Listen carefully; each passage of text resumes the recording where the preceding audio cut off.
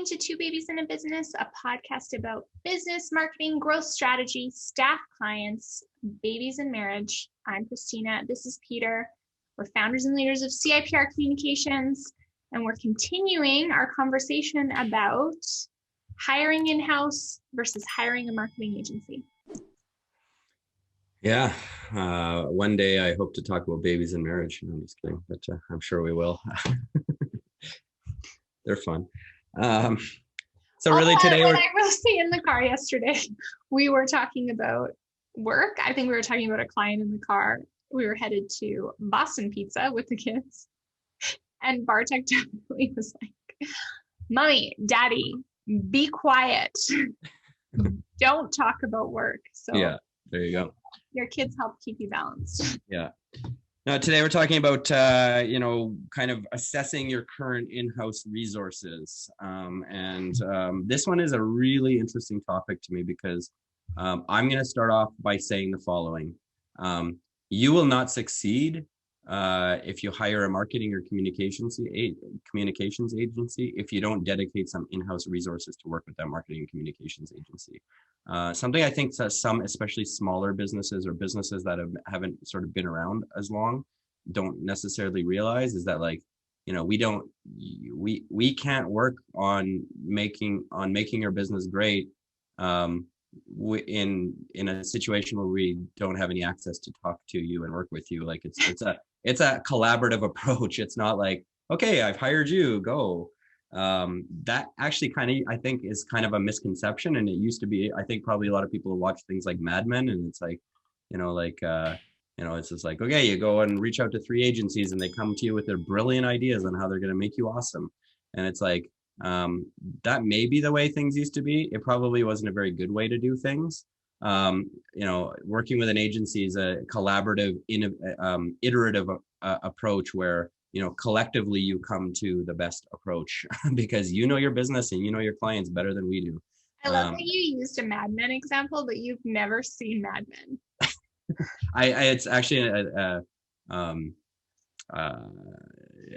some sales training I'm doing right now, and they use the example, so I'm kind of stealing from there. But like, again, it's like, as a salesperson in a marketing role, my job isn't to tell you this is how we're going to make you awesome. My job is to listen to you, understand what your needs are, and try to come to you with some ideas that are going to be the best solutions to solve your problems. Once we come to those solutions, then your job as the person executing those solutions I sell is to work collaboratively with the company to make those solutions work for the company. But it's not just like, okay, we're just now you don't have to ever think about this again. That's just not how the world works. Yeah, this reminds me of my past role at the Canadian Association of Petroleum Producers. So like a lot of my job was managing our external marketing resources, right? Like at the end of the day, as campaigns manager, in my kind of last role I had at that organization, it really was the management of partnerships and agencies. And I think about one partnership that CAP had with Postmedia. And it was a really significant sponsored content buy across, the national string of Postmedia channels, online, print, everything. I worked with an amazing guy, Michael Sanders, and hi, I'm saying hello to you. But we had such a great relationship. And I remember one day him saying to me that, wow, I wish that every company who made an investment in the Postmedia buys had a resource dedicated to this, because what we're achieving with CAP blows everything else out of the water. And, at the time I kind of just thought, oh, he's being nice to his client, because I was his client at the end of the day. But as I reflect on that, and as I moved to owning an agency, it really became clear to me that what we had established in that relationship was actually something really necessary. So, you think about me on the ground, understanding kind of what the issues of the day were, understanding where we needed to pivot content or pivot kind of digital ads, or, oh my gosh, there's a big hot button issue in Eastern Canada right now. We need to pivot. We need to pull back. We need to, whatever it is. This, I think about everyone makes fun of all my spreadsheets, but even in that relationship, the spreadsheets upon spreadsheets of timelines and deliverables, and it worked because my boss said, we need you dedicated to this program. We're making over $1 million investment in this. Somebody needs to have their eyes on it. Yeah. And I think that often people don't necessarily understand that piece. And I think about, some of the clients we have that are small businesses that are, in a, let's call it a $2,000 a month retainer for some digital marketing services. And some of them you kind of hear from quarterly and you go, yeah, all this thing's done. And yes, we're doing our job. But the ones who engage with us often are the ones who are seeing better results, not because we're trying any harder, but because we're able to pivot as they're pivoting. And we have that really good look of what's going on the ground in their business, what's happening. I think about our friends from Alberta Ballet School who we're in touch with every week. And through the pandemic, obviously, there's been lots of pivot and change for them. And we've been able to pivot and change when it comes to what's on social media. What are we writing about in blogs? What keywords do we need to be maximizing your SEO program for? Because we're in constant contact.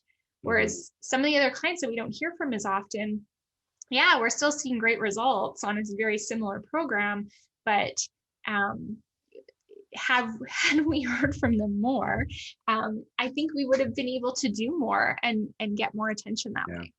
Yeah, you find out things like 3 months later that they don't even offer the service that you've been marketing for the last 3 months. Or right? a phone number has changed. Or a phone number has changed or something, right? Yeah. So anyways, we're a bit off topic, but I think it's important to say that no matter where you're at internally with respect to having, whether it's a marketing resource or an administrative resource or somebody, like if you're going to be hiring an agency or if you're going to be hiring an in-house person, you need to have somebody overseeing, and I would suggest somebody senior. At the end of the day, you're marketing your company and trying to grow sales. That's a pretty senior function in my personal humble opinion. You need somebody overseeing that and paying pretty close attention to it. It's not a set it and forget it kind of situation. That's the number one way to set up failure, is to think that, okay, now I've put these people in place and they're just going to run with it and it's going to succeed. That is the opposite way to make something succeed. True. I actually, just like marriage, good communication is the most important, and being honest with one another. Yeah. So there's your babies and marriage portion. But I think, again, I'm going to pick on Alberta Ballet School again, because Catherine and Leah from there, so Leah is the director, Catherine is her marketing advisor. They have such an honest and open relationship that Leah is able to say to Catherine, even in front of us, the agency team, do you want to do this? Is this something you know how to do? Is this something we need CIPR to do? Right. And, I've been a part of other conversations while I've been in CIPR and while I've been in the corporate world, where a manager or a boss or whoever makes an assumption that oh yeah, Christina knows exactly how to do this. We'll just assign it to her. Yeah. And then you sit and you're like, well, I don't know what I'm doing. I don't know what this is. Or the flip side, I hate this. Right. I remember running analytics for, again, CAP.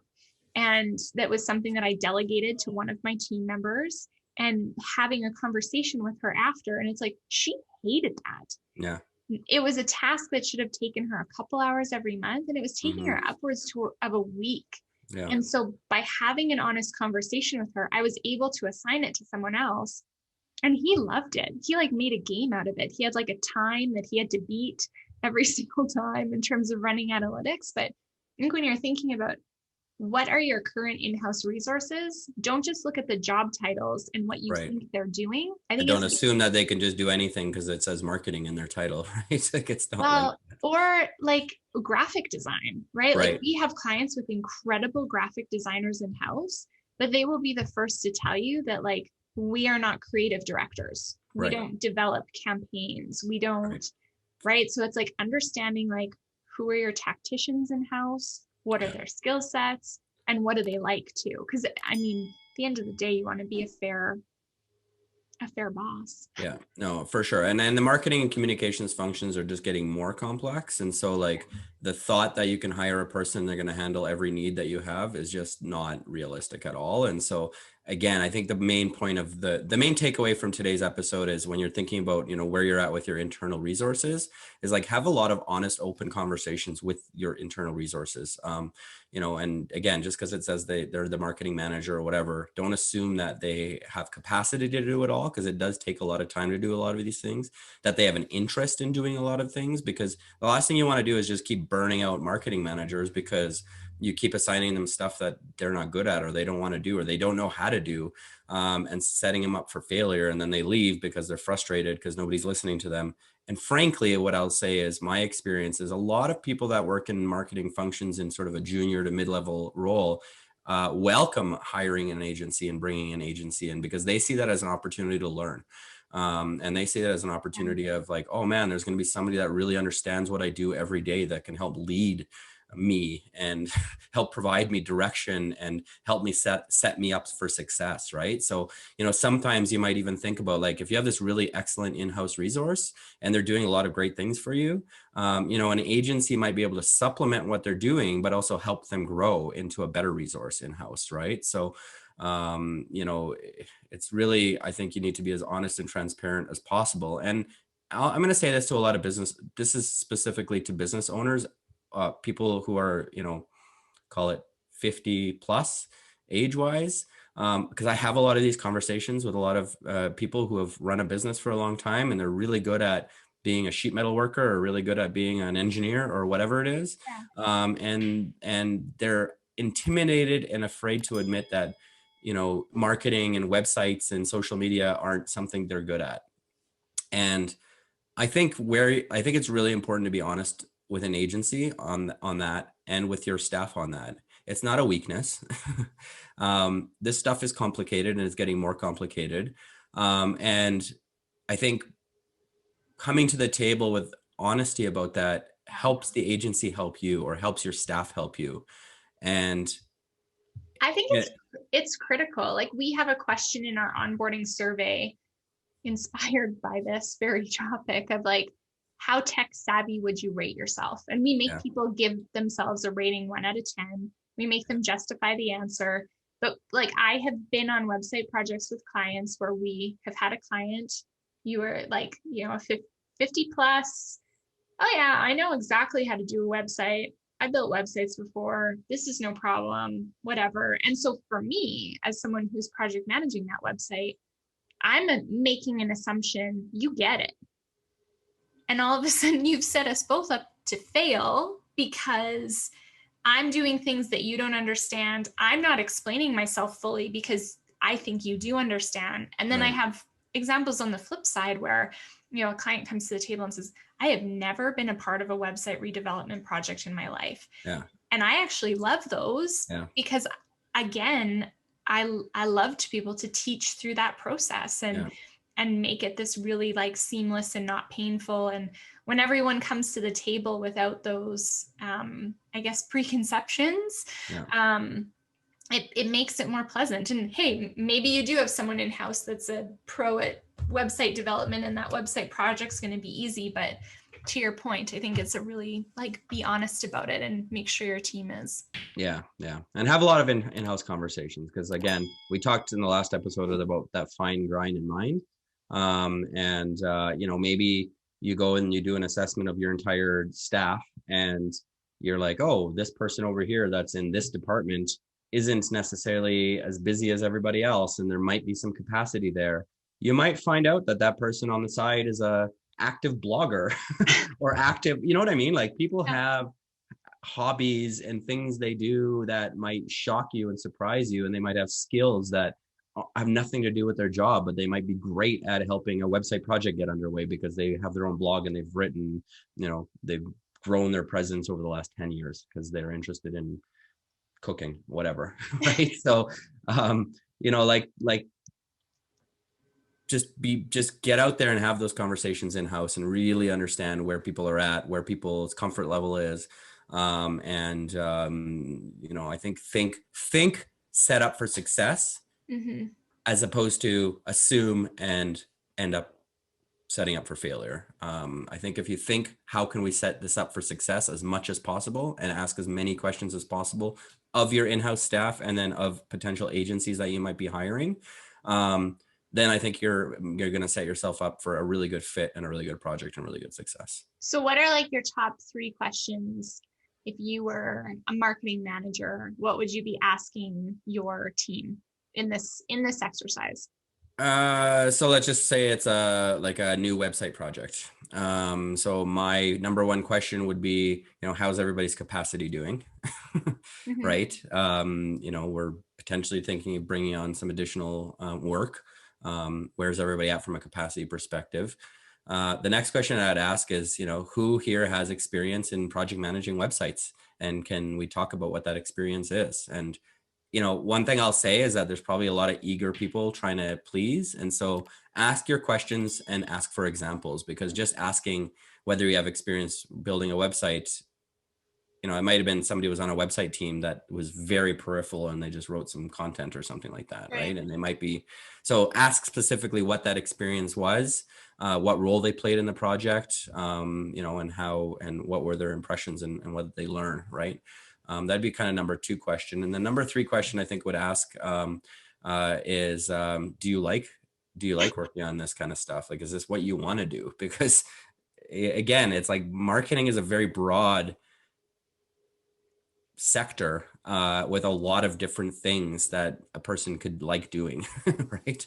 And I don't want to build a website. It's not my skill set. Like project manage, I want to contribute from a creative perspective, but I don't want to project manage. There's so many moving parts. There's so much that you need to think about, and it's not my skill set, right? Even though I've been part of those projects before, I have some experience in that, but I don't want to. And if I don't want to, it's going to be half-hearted and it's not going to be a great project, right? So, those are my 3 questions. Yeah, for me, I think more generally, like if I was assessing the team and just understanding the marketing needs, like I think capacity is always like, where are you at? What are you working on? What are your big and a good way I think to like suss that out is like, what are the big things you're working on right now? Right. And then what are the things you do every day? Because I feel like, you ask this capacity thing and people go, and it's like, okay, well, tell me the big things you're trying to accomplish, and then tell me the little things you do every day too. Right. And I think that helps people kind of compartmentalize a bit.